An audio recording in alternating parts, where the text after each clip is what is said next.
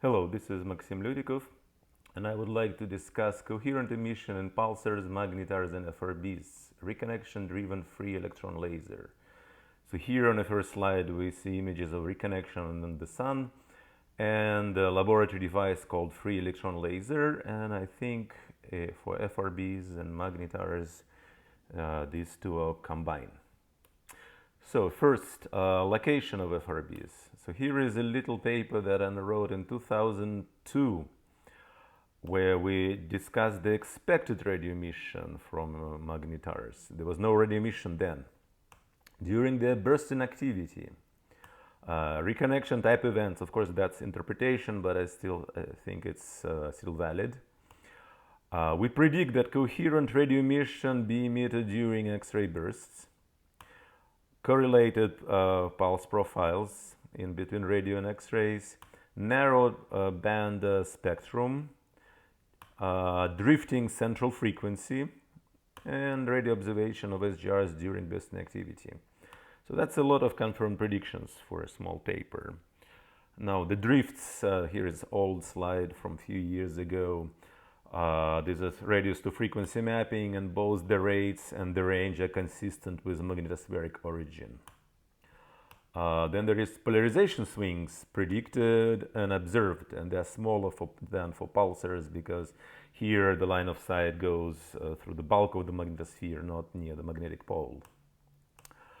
And there was a prediction that radio leads X-rays, and that was indeed observed. Radio pulses are a little bit ahead by a few milliseconds. And even with the periodicity, of course we didn't expect it, but so here is our paper published just a couple of weeks before the observations of the FRB from a magnetar, and we say that observations are consistent with magnetically powered radio emission originating in the magnetospheres of young, strongly magnetized neutron stars, the classical magnetars. And I stress classical, not millisecond ones. So, also an old slide. From energetics, we can estimate magnetic field, and the magnetic field turns out to be, the minimum value is almost 10 to the 9 Gauss. That's points to neutron star magnetospheres. Also, large magnetic fields are required to avoid catastrophic normal losses. And here's again an old slide. So so X-ray bursts should not originate close in by energy. So if you have X-ray burst of 10 to the 41 ergs, we need about a football field of magnetic energy. And time alignment between X-rays and radio also says that radio should come from small distances. And duration, the total duration is the lateral extent of the emission region, and peaks can be as short as radial extent, which is Lorentz radius divided by gamma squared, so as small as nanoseconds. So, and the general concept that I'm thinking is the solar physics of magnetars. So bursts and flares are magnetospheric events. And so here is a movie of a sun, a solar explosion. There is a slow evolution, explosive stage. It is accompanied by different type of radio emission, ejection of a coronal mass ejection. All of this is seen in magnetars. So all observations are consistent with magnetospheric origin. I don't see a single counter argument. Please challenge me on that. Let me comment on the popular model of cyclotron maze in the wind.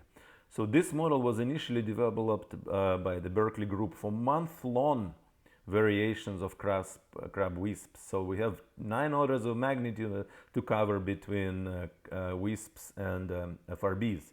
So you need Lorentz factors of the order of 10 to the 4, and that's the post-shock Lorentz factor. The pre-shock would be even higher. What gave it such a high Lorentz factor? If it's magnetically launched, then high sigma flows are very inefficient in dissipation. What does it shock against internally? Ions, but then your energy budget goes through the roof. You use cosmic rays to make radio. It's extremely inefficient. And we know X-rays are magnetospheric and they coincide down to a few millimeters with radio. And generally, we need to add phases at 1 millimeter precision for 1 centimeter wavelengths from 10 to the 14 centimeters with no confining structure and no engineer on site. Pulse winds and no GRBs. All dynamics is frozen by both by high field, by high sigma. There is a magnetic pillow between the shells and, of course, the conventional kinematic freezing. So part 2, the mechanism, and I develop a model, a novel model of a free electron maser in application to pulsars. First, pulsar coherent emission mechanism. It's a 50-year-old problem. Please know we assume bunches are somehow created. So coherent curvature by bunches has been criticized for 50 years, and I took another shot at it, showing that electrostatic energy costs to make a bunch is prohibitively high. You cannot just assume that electrostatic bunches are created. Now, there is not a single pulsar emission mechanism. Say in CRAB we have a precursor, which is more like the normal pulsar emission. Then we have main pulse and interpulse, which is very strange. And what I will address is this main pulse and interpulse, and is generally agreement that it's reconnection driven, slightly outside the light cylinder. So my point is, CRAB, magnetars, and FRBs, radio is reconnection driven, not rotationally driven. And again, an old slide from energetics, the repeater cannot be rotationally driven, but magnetically driven is okay. Again, it's a few years ago. And so one of the most interesting uniting characteristics between CRAB, FRBs, and solar bursts is observations of narrow emission bands. And I took it as a guiding idea. If I can explain this, that will be an important statement, and I think I can. So, free electron laser, it's a laboratory device. Basically what you have is a set of alternating magnets, and you shoot a beam, and those magnets create bunches in the beam. The difference now is we have a new magnetic guide field dominated regime. It cannot be realized in the lab.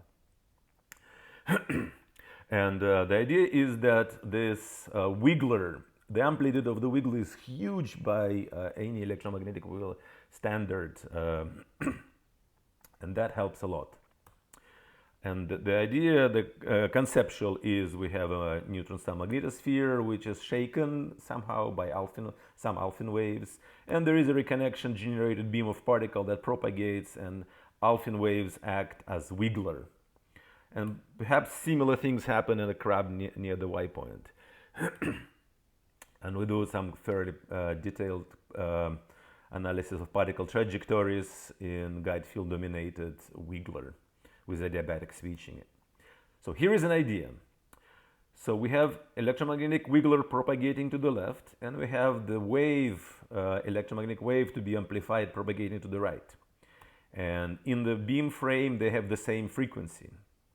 Now, the beat of these two waves creates a standing wave. And you can write what is called the ponderomotive potential. And particles will be bunched at the minimum of the ponderomotive potential, and they will be shaken by the wiggler. And here is an example of simulations. On the top left, you see trajectory of particles. There is a adiabatic switching, and you clearly see formation of two bunches per period. And say bottom right, there is particle trajectories on velocity phase diagram, and I start with particle homogeneously distributed over the phase, and you can even by eye see that they're bunched. And that bunching actually is very strong. It's nearly logarithmically divergent for cold beam.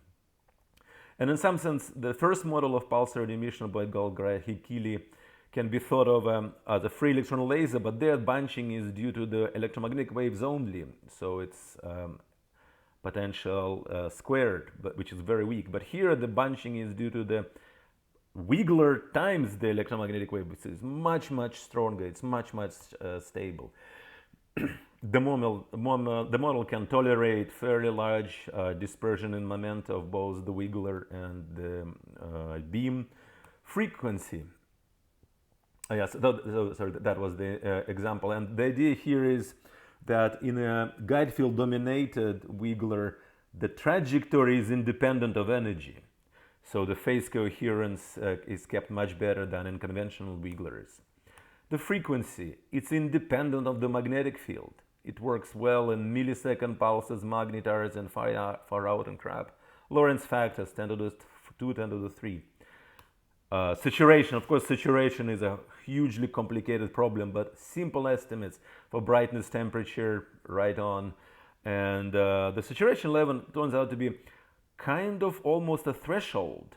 It's amplitude of the wiggler to the 4th power, which means mild wiggler don't do anything, and it's the rare powerful one that matters for the production of radio emission. And again, you need a football field of energy for the X-rays. Now, there is observation that in FRBs, narrow emissions band comes from with linear polarization. And this is exactly what the model reproduces because of the beat that I showed before. So harmonic linear wiggler, harmonic linearly polarized wiggler, you have multiple emission stripes. Really good. The model is much more stable to the electrostatic effects. First, my bunches need not be static. This can be plasma oscillations. But also the wiggler is so powerful that it's easy for it to keep it intact.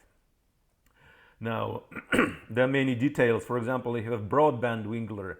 So here are 2 Gaussian wigglers propagating to the left, and you can see that the bunches created by the first wiggler are shaken by the second one.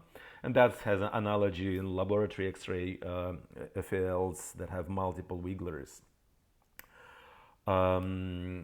Yes, and I also develop a model of Alphian solitons. So these are kind of cigar-shaped pulses of Alphian waves. And the radio is probably generated during initial stages of magnetospheric reconnection events. So the time scales match the gamma ray flare, and also the initial stages of relativistic reconnection can be hyper efficient with energy going as high, as fast as T squared. Thank you very much.